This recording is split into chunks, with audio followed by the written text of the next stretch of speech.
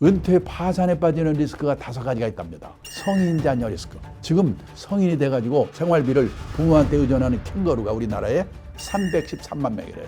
그러면 본인도 물론이지만 부모의 노후가 어떻게 되겠는가. 잘못하면 빈곤 파산하게 되는 거예요. 누구든지 혼자 살 가능성이 있으니까 준비가 필요한데 가장 중요한 게 연금이죠. 먹고 살아야 되니까. 나이가 들어서는 대형 고층 아파트를 조심하셔야 돼요. 뭐 고독사 문제도 있고 그다음에 응급의 대처할 문제도 있고 일본 같은 경우에는 부부만 남았거나 혼자 되면 어디서 사는가?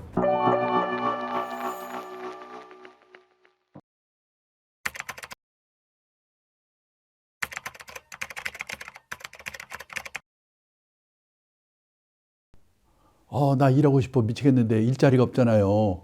일 좀 주세요. 다들 그러시거든요. 청년 실업이 넘치지요, 지금. 그리고 또 일자리가 사라지는 시대예요. 영국의 옥스퍼드 대학의 마틴 스쿨이라는 데서 고용의 미래라는 보고서를 발표했는데요. 이 보고서에 의하면 2033년이 되면 현재 있는 직업의 47%가 사라진대요. 좀 이런 세상인데 일이 없잖아. 이렇게 화를 내십니다. 맞습니다. 기본적으로 퇴직한 후에 할 수 있는 일이라고 하는 것은 젊은 세대가 할 수 없는 일이거나 할 수 있다고 하더라도 하려고 하지 않는 일을 할 수밖에 없다. 가능하면요. 할 수 없는 일을 해야 되는데 그러기 위해서는 젊은 시절부터 미리미리 준비하는 게 중요하다는 겁니다. 처음에도 말씀드렸지만은 저는 젊은 시절에 일본의 그 노인들이 일하는 사례를 보고 오래오래 일을 해야 되는 거구나. 그러기 위해서는 어떤 준비를 해야 될 건가. 이런 거를 의식하고 했던 거가 지금까지 일할 수 있는 있도록 도움이 됐는데요. 지금요, 뭐 4차 산업혁명 시대가 와서 일자리가 사라진다고 그러는데요. 일자리가 보장이 되어 있지 않은 거예요. 사라지고 생기고 사라지고 생기고 이러거든요. 저는 창직의 시대라는 말을 쓰고 있는데요. 우리나라 직업의 수가 2020년도만 해도 17,000개 정도였대요. 그때 일본은 25,000개, 미국은 36,600개. 생각지도 않은 일들이 많이 생깁니다. 아이패드 화가, 반려동물 장의사, 인터넷 장의사, 정리 컨설턴트. 저도요, 52년 전에 이 업계에 들어올 때 52년 후에 노후 설계 강의를 할 거라고는 꿈에도 생각 안 했습니다. 근데 뭐냐? 제가 하고 있는 일과 연관시켜서 이렇게 발전시켜서 하다 보니까 이런 일들이 생기는 거예요. 제가 이 현역에서 물러나면서 금융 그룹에 앞으로 우리나라의 투자 교육이 중요하다. 투자 교육 연구소를 만들자 제안했습니다. 또 은퇴 연구소를 만들자 제안했습니다. 그래서 그 연구소가 생기면서 또 거기서 일할 수가 있었던 거예요. 가능하면은 내가 지금까지 해온 일, 그리고 미래의 직업과 연결시켜서 새로운 일을 만들어서 하는 게 자기 자신을 위해서도 좋고 이 사회를 위해서도 도움이 되는 거죠. 그런 일들을 하는 게 가장 좋은 방법인데 쉽지가 않죠. 만약 그게 안 되면 어떻게 되냐? 그냥 체면을 내려놓고 허드렛 일에 가까운 일을 할 수밖에 없다. 마찬가지입니다. 선진국도.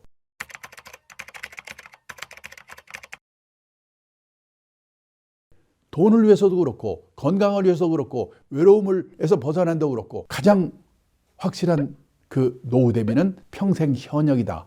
이런 인식이 필요하다는 겁니다. 그리고요, 환경이 계속 바뀌는데 뭔가 남과 다른 일을 자기가 해야 되거든요. 자기 주특기를 살릴 수 있는 노력을 해야 돼요. 저는 죄송합니다만 하루에 신문 5개를 꼭 스크랩을 합니다. 그래서 뭔가 컨텐츠를 찾아야 되는 거거든요. 그리고 옛날에 박상무, 김 사장 뭐 이게 문제가 아니고 이거는 저 사람이 전문가야. 브랜드가 필요한 겁니다. 제가 참 금년에 78세인데 아직까지도 저를 강의에 불러주는 이유가 뭘까? 제가 한번 생각해 봤는데요.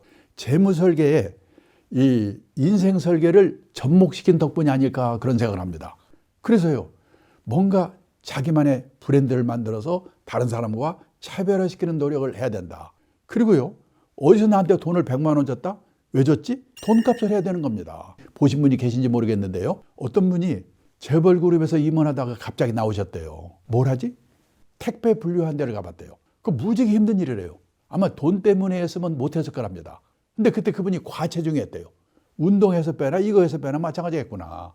몸무게 뺄 목적으로 그 일을 시작했대요. 그 몇 달 만에 몸무게가 빠졌대요. 그 사이 일이 손에 익었어요. 지금도 해요. 그런 거예요. 돈이 아쉬워서 일을 하다 보니까 취미가 될 수가 있어요.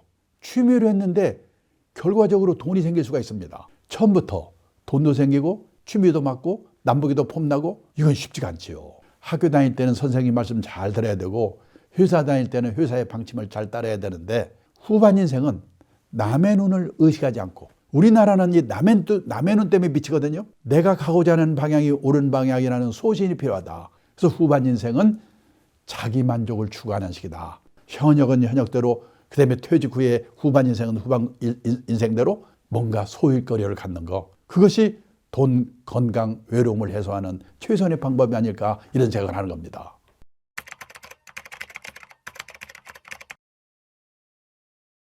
자녀 리스크란 말이 있어요. 내가 아무리 성공하고 돈을 벌어도요, 자녀들이 뭔가 문제가 생겨가지고 고생하는 부모들이 많거든요. 그거에 내가 어떻게 대응할 건가. 요즘 자녀들의 취업난 아시죠? 작년에 우리나라의 대졸 취업률이 70%였어요. 일본은요, 지방대학까지 다 포함해서 98%거든요. 물론 지금 일본은요, 우리나라도 한 10년쯤 지나면 그런 시대가 올 걸로 보는데요. 이 젊은 사람들이 줄어들어가지고 상대적으로 일자리가 생긴 거예요. 근데 더 중요한 거는 지방에서 대학을 나오면 지방에 있는 직장의 대부분이 취업을 합니다. 일자리가 그만큼 있고. 근데 우리나라는 지방에서 대학을 졸업해도 다 서울로 모이거든요. 그게 취업이 안 되는 거예요. 근데요, 고성장 시대에는 신규 채용이 많았기 때문에 과외 공부 시켜서 좋은 대학 들어가서 취직하면 됐거든요. 근데 이 저성장 시대에는 신규 채용이 엄청나게 줄었어요. 벌써 2019년에 전체 채용 건수 중에 신규 정기 공채가 절반 50%로 줄었더라고요. 2024년에는 23%로 줄었어요. 지금 이런 세상입니다. 사람을 안 뽑잖아요. 그럼 이런 때는 어떻게 되는가? 중소기업 같은 데 들어가 가지고 몇 번 이직하면서 좋은 회사로 옮겨가야 돼요. 옮겨갈 때 저기서 날 뭘 뽑냐? 학벌? 스펙? 아니에요. 이 친구가 우리가 시키려고 하는 일을 잘하는가 못하는가? 전문성을 보는 거예요. 그다음에 평판, 한마디로 인간성이 됐는가? 여기서 걸리면 끝이에요. 요즘 대기업 인사 담당자들이 자기들끼리 모여서 그런데요. 속지 말자 학벌, 다시 보자 스펙. 얼마나 속았으면 모르겠어요. 실제로요. 직장에 옛날에 선배 한 분이 스카이 대학 나오고 아주 훌륭한 분이에요. 근데 그 아드님이 그 당시 고등학교 다니는 아들인데 노랑물이 물들이고 속을 더럽게 섞였거든요. 얼마 전에 제가 점심 먹으면서 물어봤어요. 그 노랑물이 물들인 그 친구 어떻게 되세요? 그랬더니 공부를 못해가지고 야간대학 컴퓨터공학과를 들어갔답니다. 근데요, 중소기업에 취직해가지고 거기서 정신을 차렸나 봐요. 삼성에 스카우트 갔어요. 거기서 마이크로소프트 스카우트 갔어요. 가끔 집에 온답니다. 자기가요, AI 뭐 이런 거 물어보고 그러면요, 자기를 딱 보면서 그런데요. 아빠, 지금 세상이 어떻게 바뀌고 있는데 그것도 모르고 뭐 하고 있어요? 옛날에 스카이 대학 나와서 폼 잡던 양반이요, 그 노랑머리 물들이는 아들한테 지금 망신당하고 있는 거예요. 이런 세상입니다, 지금. 학벌이 문제가 아니에요. 전문성, 인간성. 예를 들어서 과외 공부해서 좋은 대학 들어가서 변호사가 됐다고 가정합니다. 그게 평생 보장되는 직업인가? 변호사가 어렵대요. 왜냐? 우리나라의 변호사 1번 등록이 1906년에 나왔대요. 만번대 등록이 2006년에 나왔어요. 변호사가 10,000명으로 늘어나는데 100년이 걸렸어요. 그때 변호사는 끝내줬죠, 귀하니까. 근데 또 10,000명으로 늘어나는데 8년. 또 10,000명으로 늘어나는데 5년. 지금 변호사가 34,000명, 5,000명. 일이 없어서 세무사, 법무사 일 뺏는다고 난리잖아요. 어떤 변호사는 지금 코인 투자한다고 난리예요, 지금. 요즘 의대 정원 늘리는 문제 때문에 난리 폈죠. 종당에는 늘립니다. 근데 초등학교에 의대반이 생겨요. 그 친구들이 의사 됐을 때 그게 안전한 직업일까? 이제 안전한 직업은 없다고 생각해야 돼요. 우리도, 우리 애들도 이 시대에 맞는 제대로 된 직업관을 갖는 거예요. 이게 중요해요. 경상남도 거창고등학교 유명하지요. 강당에 있는 직업선택 시계명. 아주 웃기는 계명인데 맞는 것 같아요. 1번, 월급만 해준 데 가지 마라. 내가 남다른 주특기가 있어가지고 적은 금액이라도 회사를 옮겨서라도 오래오래 다녀야 돼요. 남들이 몰려가는데 절대 가지 마라. 요즘 재벌그룹 입사 경쟁률 400대 1, 300대 1 난리치는데요. 40대 후반에 명퇴하고 난리잖아요. 제일 마지막에 부모와 마누라와 약혼자가 결사 반대한 데는 무조건 가라. 근데 제가 52년 직장생활을 보니까 이 말이 맞아요. 근데 이게 어떻게 가능하겠습니까? 부모 자식이 소신했어야지. 그 다음에요. 우리가 중산층이 되기 위해서 애를 쓰는데 중산층이라는 게 뭔가? 우리나라 중산층 기준 다 남의 눈을 의식한 거. 아파트 30평 이상. 아파트의 평수가 신분의 상징인데요. 지금 미국, 일본 선진국에서는 작은 집 갖기 운동, 스몰 하우스 운동이 벌어지고 있어요. 자동차 2,000cc 이상. 선진국에서는 갑자기 큰 차 타면 둘 중에 하나. 깡패 아니면 졸부래요. 지난번에 제가 일본에 가서 보니까 그냥 길가에 다니는 차들이 다 주먹만한 차들이에요. 미국의 중산층 기준? 그 사람이 내면으로 성숙된 사람인가? 자신의 주장에 떳떳할 것, 회어 플레이를 할 것, 사회적 약자를 도울 것, 부정과 불법에 저항하는 용기가 있을 것. 그리고 정기적으로 비평제한을 정도 받아볼 것. 이 기준에 의하면 우리나라의 중산층이 몇 명이나 있겠는가. 그 다음에요. 우리가 애들에게 영어 수학 말고 가르친 게 있는가. 돈 관리를 가르쳤는가. 경제적 자립을 가르쳤는가. 근데 막말로 영어 수학은 못해도 밥 먹고 살거든요. 근데 돈 관리, 경제적 자립 이거 모르면 평생 고생하거든요. 미국의 고등학교 교과서에는요. 이 돈 관리, 경제적 자립 이 내용이 40몇 페이지 나오더라고요. 우리는 몇 페이지 되지도 않는데 선택을 안 해요. 수능에서 경제 선택하는 애들이 1.5%? 배우지 않으니까 대학을 졸업해도요. 저축이라는 말하고 투자라는 말이 어떻게 다른지 이것도 몰라요. 미국에서는 중학교만 제대로 나오면 안다는데 학교에서 가르치지 않으면 부모라도 가르쳐야지요. 그래야지 애도 망쳐먹지 않고 자기도 오대봐야 되는 거예요. 그래서요. 우리도 마찬가지고 우리 애들도 이 시대에 맞는 제대로 된 자립교육을 받아야 되는 거예요. 자립에는 세 가지가 있습니다. 첫째, 행위의 자립. 내가 머물렀던 자리 쓰레기 누가 와서 치우기면 안 되잖아요. 아직도 공중목욕탕에 가보면 바닥에 수건이 널브러져 있어요. 회사에서도 누가 번일하면 못 믿어. 딴 사람이 가서 한번 봐야 돼. 그런 친구 있습니다. 걔의 노후는, 걔 부모의 노후는 어떻게 될 건가? 그 다음에 의식의 자립. 남의 눈에서 벗어나야 뭔가 자립을 할 수가 있는 거거든요. 미국에서 온 사람이 그러더라고요. 거기는 학교를 졸업해도 넓은 천지에 흩어져 버리기 때문에 친한 친구 몇 명 빼고는 누가 어디서 뭐 하는지도 모른대요. 근데 우리는 동창회, 향후에 동네 모임, 개 모임 모여가지고 걔는 공부도 못하는 게 얼굴 좀 이뻐서 시집을 잘 갔는지 뭐 사고 뭐 샀다고 산책 올리고 나는 점심에 이거 뭐 했다고 산책 올리고 누구나 뜨고 우리나라처럼 남의 눈 때문에 미치는 나라가 없지요. 그 다음에 경제적 자립이에요. 경제적으로 자립을 해야 부모한테 남한테 폐를 안 끼치죠. 근데 다들 경제적 자립은 뭐냐? 재테크, 돈 버는 능력 이것만 생각하거든요. 더 중요한 경제적 자립은 뭐냐? 주어진 경제적 상황에 자기 자신을 맞춰넣는 능력을 기르는 거다. 절약이지요.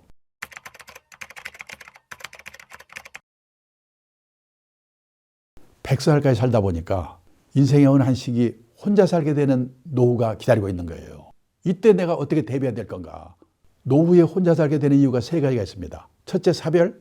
둘째, 생애비혼, 결혼 않고 나이 든 사람. 셋째가 중년 황혼년. 우선요, 사별을 보겠습니다. 보통 여성이 남성보다 6년 정도 수명이 깁니다. 결혼하게 되면 할 때는 보면 30살 정도는 남편이 나이가 위가 보통이지요. 남성들은 부부가 같이 살다가 혹시 부인이 먼저 떠나면요, 혼자 남아서 9년에서 10년쯤 살다 세상 뜬대요. 근데 여성분들은 15년에서 16년 징그럽게 혼자 남아 살아야 돼요. 지금 혼자 사는 노인의 78%가 여성입니다. 그래서 혼자 사는 노후는요, 여성들의 문제라고도 할 수 있어요. 더 준비를 하셔야 돼요. 요즘 또 결혼도 안 하잖아요. 50살까지 결혼 한 번도 안 하는 사람을 생애비혼, 평생비혼이라고 그러는데요. 1980년도만 해도 남자가 0.4%, 여자가 0.3%. 그때는 결혼 안 한 사람이 거의 없었거든요. 2020년에 남자가 16.8%, 여자가 7.6%로 늘었어요. 아마 2025년 곧 발표 날 거예요.